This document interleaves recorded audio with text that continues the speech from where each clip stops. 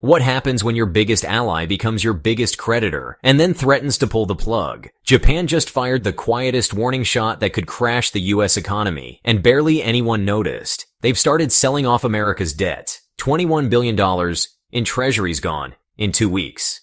The biggest dump since records began. Why? Because Tokyo's drowning in the worst fiscal crisis since World War II. And now, Japan is threatening to unleash the nuclear option, liquidating its $1.13 trillion US bond stockpile. If they do, interest rates will explode, Wall Street will buckle, and the dollar itself could go into free fall. This isn't a headline, it's a countdown. America's biggest financial lifeline just became its biggest threat. Japan, the largest foreign holder of U.S. Treasuries at $1.13 trillion, has quietly hinted it might dump a portion of that debt. Finance Minister Katsunobu Kato told Fortune on May 7, 2025, that all cards are on the table amid escalating trade tensions with Washington. This wasn't abstract. In April alone, Japanese institutions sold over $21 billion in long-term foreign bonds, according to Bloomberg, with analysts confirming that much of it likely came from U.S. assets. Markets noticed. Treasury yields spiked. The yen surged past 140 to the dollar. And in the span of 2 weeks, Japan turned from ally to possible bond market disruptor. But is this posturing or preparation for financial war? Because what happens next won't just hit investors. It could raise U.S. mortgage rates, choke consumer credit, and destabilize the global safe asset used by central banks worldwide. And that's only the beginning. Japan's national debt just crossed 1.28 quadrillion yen, over 234.9% of GDP, the highest among developed economies per the IMF. Interest rates that hovered near zero for decades are now climbing fast. Its 30-year bond yield breached 3.2% this month, a historic peak. That spells disaster for a country addicted to cheap borrowing. Making things worse, Prime Minister Shigeru Ishiba's 2025 budget soared to a record 115.5 trillion yen, about $730 billion, with 38 trillion yen, or one-third, allocated to Social Security alone. Aging demographics mean more pensions, more healthcare, fewer taxpayers, and no room for economic maneuvering. But the real pressure point? The U.S. isn't throwing a lifeline, it's throwing tariffs. Trump's 25% import duty on Japanese autos, steel, and electronics, paused, but not canceled, squeezes Japan's export economy at its weakest point. And now, Washington expects Japan to keep buying treasuries while it's bleeding cash? That contradiction is fueling a slow shift, from dependency to defiance. Since 1998, Japan has run an uninterrupted primary fiscal deficit, now averaging 5% of GDP, according to the Ministry of Finance. Strip out Social Security costs, and the budget might balance, but with the elderly set to make up nearly 40% of the population by 2045, those costs aren't going anywhere. Japan's fiscal policy is boxed in. It can't print money without risking inflation, can't raise taxes without crushing demand, and can't cut spending without triggering a social crisis. Meanwhile, U.S. tariffs undercut export revenues just as Japan's bond auctions start to weaken. Yields for 20 and 30-year paper are near multi-decade highs. And that cornered feeling is turning strategic. If Japan can't borrow more cheaply, it may choose to reduce exposure by selling U.S. treasuries, not rolling them over. It's a move that risks retaliation. But the alternative may be economic suffocation. Let's freeze, because this isn't just a Japan problem anymore. In the first quarter of 2025, Japan's GDP shrank by 0.7%, following 3 negative quarters in 2023. Exports declined 0.6%, while imports rose 2.9%, worsening the trade imbalance. Private consumption flatlined, and household real income dropped 2.1% year over year, according to the Bank of Japan. These aren't abstract figures. This is a G7 nation sliding into a structural recession, just as Trump's tariffs reignite.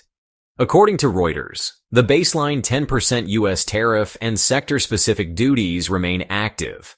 throttling Japan's already eroding competitiveness. Meanwhile, China, the primary competitor, keeps flooding markets with cheaper alternatives. But the scariest part isn't the slump.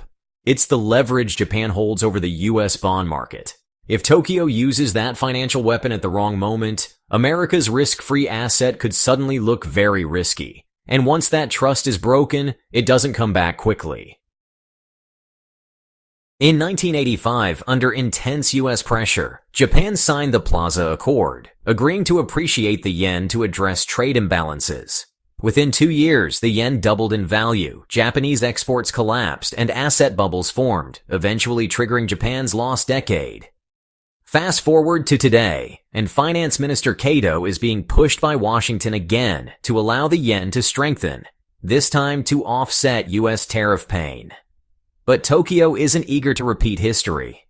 BOJ officials warn that further appreciation would cripple exports just as bond markets begin rejecting long-duration debt. The fear is grounded. Last month's 40-year bond auction saw the lowest demand in 8 years per Nikkei Asia. So now Japan stands firm. No Plaza 2.0. No currency capitulation. But if that stance triggers a US backlash or another round of tariff hikes, the crisis could metastasize fast. And Japan's $1.1 trillion card, it's still in its hand, waiting. This isn't a theoretical threat. Japan is already dumping US debt. In just 2 weeks between April 12th and April 26th, Japanese institutions offloaded more than $21.1 billion in long-term foreign bonds, marking the largest 2-week bond outflow since tracking began in 2005, according to Bloomberg and Japan's Ministry of Finance. Analysts at Nomura and JP Morgan estimate the majority of these liquidations were US Treasuries and agency-backed mortgage securities. The yen simultaneously surged past 139.8 per dollar, its strongest level this year, suggesting Tokyo is using bond sales to absorb upward pressure on its currency while countering Washington's calls for artificial appreciation. Finance Minister Katsunobu Kato didn't deny the tactic, stating, "Our treasury holdings ensure liquidity for market operations, but refused to rule out their use as a trade lever." The message is clear. Tokyo isn't bluffing, and Wall Street knows it. If Japan accelerates its treasury sell-off, the impact on US credit markets could be immediate and severe. Goldman Sachs warned in its May 2025 fixed income outlook that an abrupt liquidation of just 10% of Japan's holdings, roughly $110 billion, could raise the US 10-year yield by 40 to 50 basis points. That would hit everything from mortgage rates to auto loans, as nearly all major US credit markets are priced off treasury benchmarks. As of May 17th, U.S. 30-year mortgage rates already climbed to 7.21%, up from 6.74% just 4 weeks prior, according to Freddie Mac. The Treasury Department faces a bind. Rising yields threaten domestic lending and debt service costs. But trying to stabilize rates with more issuance invites inflationary pressure and crowding out. Japan's nuclear option may never be fully deployed, but the tremors from just hinting at it are already visible in US bond volatility indexes, which spiked 18% this month alone. And the real weapon here? Uncertainty. The yen carry trade, a strategy where investors borrow cheaply in yen to buy higher-yielding US assets, is collapsing. Japan's own 30-year bonds now yield 3.15%, while the US 30-year hovers around 4.38%. Shrinking, the once attractive interest rate spread to its lowest since 2011. Meanwhile, the dollar's slide, down 3.6% in Q2 so far, per the DXY index, makes holding US assets less attractive to Japanese investors already reeling from FX losses. BlackRock noted in its May 2025 fund flow report that Japanese pension funds are shifting allocations back to domestic bonds for the first time in 5 years, citing both rising domestic yields and geopolitical unpredictability in Washington. As U.S. investors face the prospect of higher yields but declining foreign demand, the realignment could spark a longer-term rebalancing away from dollar-dominant portfolios. What started as a tactical move by Tokyo is turning into a structural shift, and America's funding machine may soon feel the shortage. On May 28th, all eyes turned to the G7 Finance Ministers Summit in Banff, where Japan's Finance Minister Katsunobu Kato and U.S. Treasury Secretary Scott Bessent will meet for a closed-door session framed as a discussion on exchange rate stability. But the stakes are far higher. According to internal memos leaked to Nikkei, Bessent is expected to push for a measured appreciation of the yen, reviving echoes of the 1985 Plaza Accord, a move Japanese officials see as economic suicide. In contrast, Kato plans to propose a dual-track compromise. Tokyo will halt further Treasury sales if Washington lifts its 10% baseline tariff and suspends pending auto duties. Neither side is expected to bend easily. The U.S. sees yen appreciation as a political necessity.